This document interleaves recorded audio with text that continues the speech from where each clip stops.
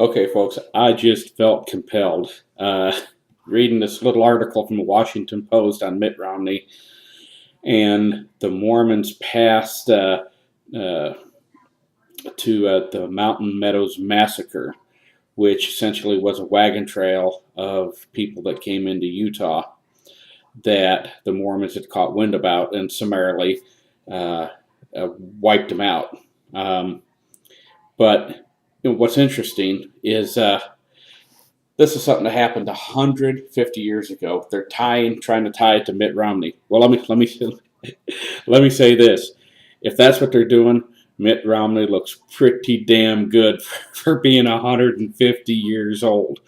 I mean, you Washington Post folks, you guys are ignorant.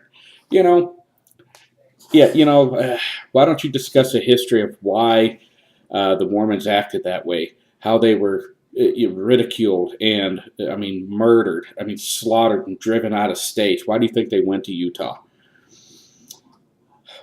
Something else a lot of people don't know is that the governor of Missouri, way back in the day, issued an extinction order against those who were LDS, Mormons. An extinction order. And that order was not rescinded until, I believe it was 1976. But you don't see, Mormons, and you don't see, in specific Mitt Romney running around wanting reparations, wanting people to say they're sorry, like our cowardly governor Brownback in Kansas did, offering an apology, for slavery. I never owned slaves. My dad never owned slaves. And, actually, I'm sorry, it wasn't slavery, it was segregation.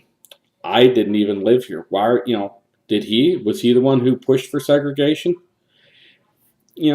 Stop with the apologies. It's goofy. But back on topic. Yeah, the Mountain Meadows Massacre was basically a knee-jerk reaction. The Mormons caught wind that after, years and years and years of being, slaughtered and driven from state to state, they heard there was basically a wagon train coming out there to, keep harassing them. And they went in there and, it wasn't, and they slaughtered them. And it wasn't probably one of our finer moments, and it's regrettable. But for the Washington Post to try to tie that to Romney is absolutely ignorant.